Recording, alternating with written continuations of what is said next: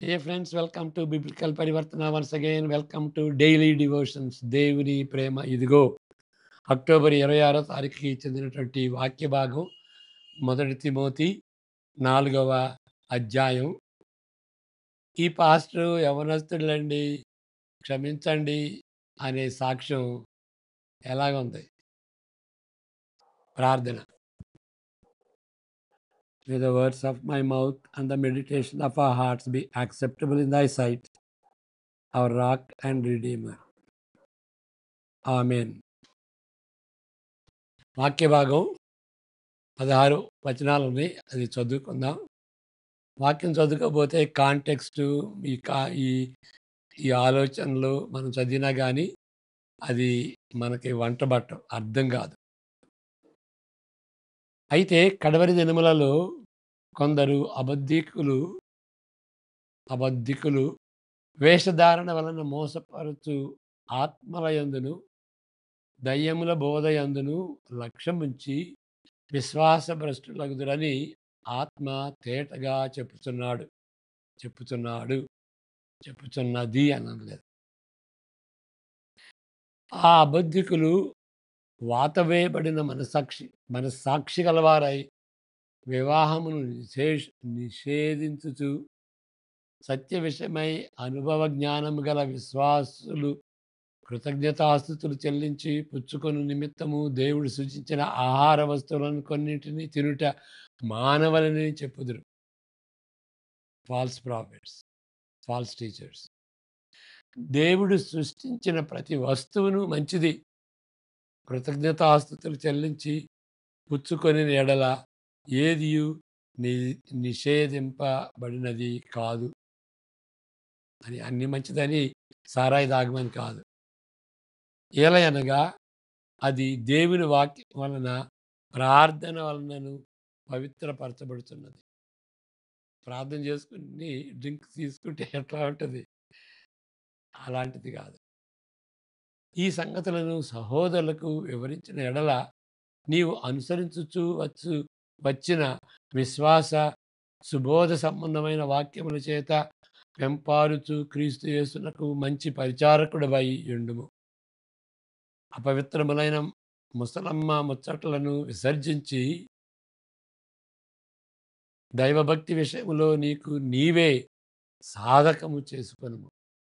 Exercise అంటూ godliness అంటాడు. శరీర సంబంధమైన సాధకము కొంచెము మట్టుకే ప్రయోజనకరమవును కానీ దైవభక్తి ఇప్పటి జీవము విషయములోను రాబోవు జీవము విషయములోను వాగ్దానంతో కూడినందున అది అన్ని విషయములలో ప్రయోజనకరమవును. ఈ వాక్యము నమ్మదగినదియు పూర్ణాంగీకారమునకు యోగ్యమైనది ఉన్నది. మనుషులకు అందరికీ రక్షకుడును, మరి విశేషముగా విశ్వాసులకు రక్షకుడునైన జీవము గల దేవుని యందు మనము నిరీక్షణ నుంచి ఉన్నాము గనుక ఇందు నిమిత్తము ప్రయాసముతో పాటుపడుచున్నాము. ఈ సంగతులు ఈ సంగతులను ఆజ్ఞాపించి బోధించు. నీ యవనమును బట్టి ఎవడునూ నిన్ను తృణీకరింపనీయకము. నీ యవనమును బట్టి ఎవడునూ నిన్ను తృణీకరింపనీయకము గాని మాటలోను, ప్రవర్తనలోను, ప్రేమలోను, విశ్వాసములోను, పవిత్రతలోను విశ్వాసులకు మాదిరిగా ఉండుము. నేను వచ్చు వరకు చదువుట యందును, హెచ్చరించుట యందును, బోధించుట యందును జాగ్రత్తగా ఉండుము. పెద్దలు హస్తనిక్షేపణం చేయగా ప్రవచన మూలమున నీకు అనుగ్రహింపబడిన నీలో ఉన్న వరమును అలక్ష్యము చేయకము. నీ అభివృద్ధి అందరికీ తేటగా కనబడు నిమిత్తము వీటిని మనస్కరించుము.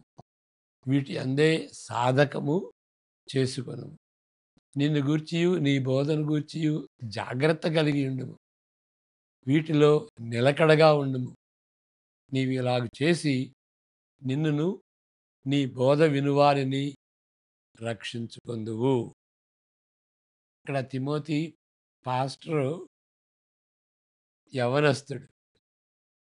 యవ్వనస్తుడు అంతేకాదు ఒక విధంగా ఆయన is a follower. Not a leader. చాలా టిమిడ్‌గా ఉంటాడు. అంతేకాదు సిక్లీ పర్సన్.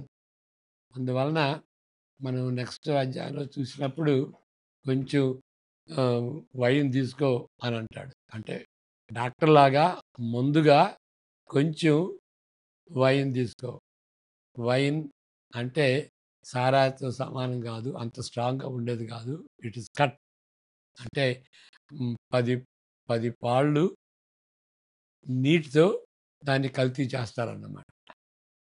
అలాంటిది. అంటే అయినా గాని ఆయన ఎంబ్రియోనిక్ బిషప్ లాంటి పదవి అన్నమాట.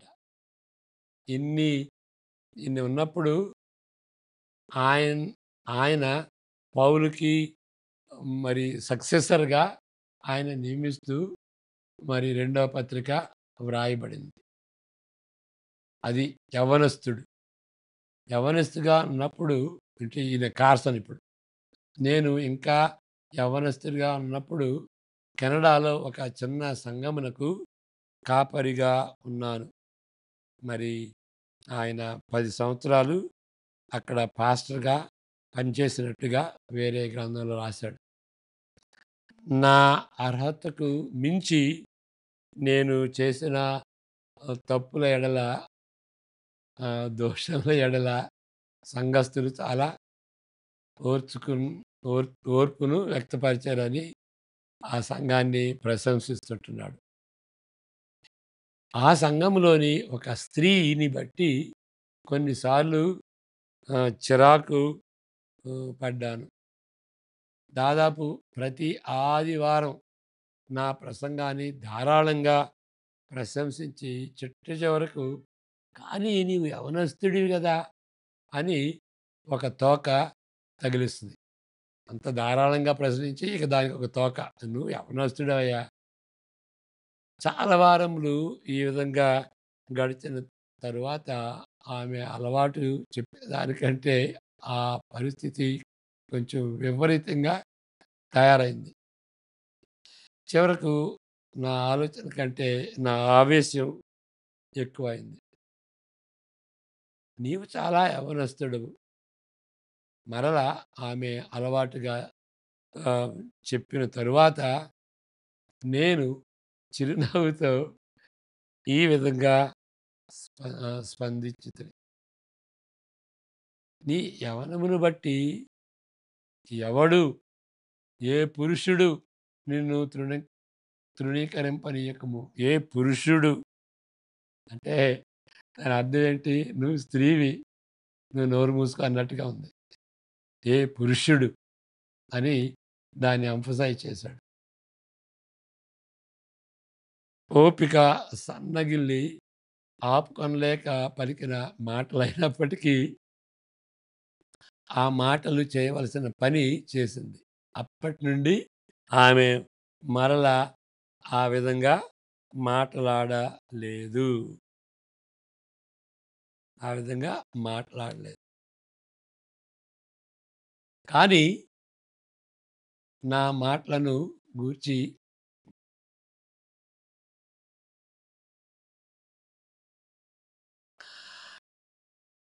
కానీ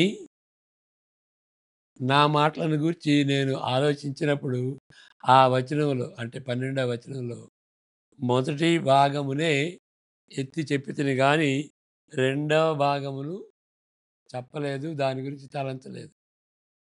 ఈ మొదటి భాగంలో ఏమున్నది? నీ యవ్వనమును బట్టి ఎవడును నిన్ను తృణీకరింపకము అని ఆహ్, అని ఆ మొదటి భాగం ఉంది. ఒకవేళ ఆ భాగం విడిగా ఉంటే, ఇక రెండో భాగం లేకపోతే, మీ ఎడల మీ చిన్నతనమును బట్టి ఎవరైనా నీ ఎడల చిన్న చూపు చూపినప్పుడు, ఈ వాక్య భాగంతో వాళ్ళని మత్తొచ్చు. ఆ చిన్నవాళ్ళని, ఆ కాపరిని చిన్నవాడిని చిన్నతనాన్ని బట్టి ఆ వాక్య భాగంతో మత్తొచ్చు. కానీ పౌలు చెప్పిన మాటలు ఈ విధంగా ఉంటున్నాయి. అంటే ఇక రెండో భాగం.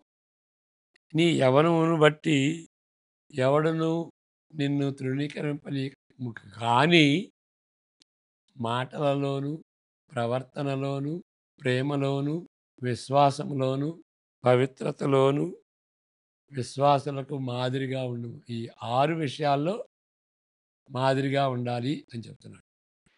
వేరే విధంగా చెప్తే మీరు యవ్వన విశ్వాసి అయిన ఎడల మరి ముఖ్యంగా తిమోతి వలె నాయకునిగా ఉండిన ఎడల ఇతరులు నిన్ను తక్కువ చూపు చూడకుండా ఉండే మార్గం ఇది. ఏంటి ఆ మార్గం? అంటే మాదిరికరమైనటువంటి జీవితం. మాటలో, ప్రవర్తనలో, ప్రేమలో, విశ్వాసంలో, పవిత్రలో మాదిరిగా విశ్వాసులకు మాదిరిగా కనిపించే భయభక్తి గల జీవితం అట్లాంటి వాళ్ళని నెమ్మదిపరచగలదు. దేవుడు అనుగ్రహించిన కృపావరములపై గిఫ్ట్స్ లేకపోతే సుగుణములపై వాటిని ఇంగ్లీష్‌లో గ్రేసెస్ అంటారు. సుగుణాలను కూడా గ్రేసెస్ అంటారు. గ్రేస్ అంటే తెలుసు. గ్రేసెస్ అంటే సుగుణాలు. దేవుని రక్షణను బట్టి వచ్చేటువంటి మార్పు చెందినటువంటి జీవితంలో ఉన్నటువంటి సుగుణాలు. వాటిని గ్రేసెస్ అంటాం. వాటిపై దీక్ష పెట్టిన ఎడల పౌలు పేర్కొన్నట్లు మీ అభివృద్ధి అందరికీ తేటగా కనబడును. అంటే ఆ కృపావరాల్లో, సుగుణాల్లో ఎదగాలి. ఆయన పాస్టర్ గారు ఆ విధంగా డెవలప్ అవుతున్నట్టుగా సంఘం చూస్తది. మీ దీక్ష సమగ్రంగా ఉండాలి. అప్పుడు ఇతరులు గుర్తించే మీ ఎదుగుదల కూడా సమగ్రంగా ఉండగలదు. ఏంటి సమగ్రంగా? అంటే నిన్ను గూర్చియు, నీ బోధన గూర్చియు జాగ్రత్త కలిగి ఉండాలి. నీ పర్సనల్ విషయంలో, నువ్వు చెప్పేటువంటి విషయంలో జాగ్రత్త పడు. 16వ వచనం. దీన్ని బట్టి కలిగే ఫలితం రాబోవు సంపూర్ణమైన రక్షణలో మీరు పాలు పొందుటే గాక, అంటే పాస్టర్లు మరి there is great reward in heaven. అంతేకాదు మీరు ఎవరి నిమిత్తమై సేవ చేస్తున్నారో వారికి కూడా రక్షణ లభిస్తుంది. ఎంత ధన్యత ఇది. కాబట్టి మనం ఆ విధంగా చిన్నవాళ్లే అని అనుకోకూడదు. ఈ పాస్టర్ యవ్వనస్తుడులేండి, క్షమించండి అనే సాక్ష్యం కాకుండా మరి ఈ 6 విషయాల్లో మాదిరికరంగా ఉండి దానిలో ఎదగాలి. అప్పుడు వాళ్ళు అలాంటి కామెంట్స్ చేయరు. ఓకే. అంతేకాదు అప్పుడు ఏమవుతుందంటే వాళ్ళల్లో రక్షణ వస్తుంది. మనకి దేవుడు ఏం చెప్తాడు? బడా మంచి దాసుడా అనేటువంటి సాక్ష్యాన్ని పొందుకుంటాం. ప్రార్థన చేసుకుందాం. May the grace of the Lord Jesus Christ, the love of the Father, and the fellowship of the Holy Spirit be with each one of us now and all the days to come. Amen. God bless you.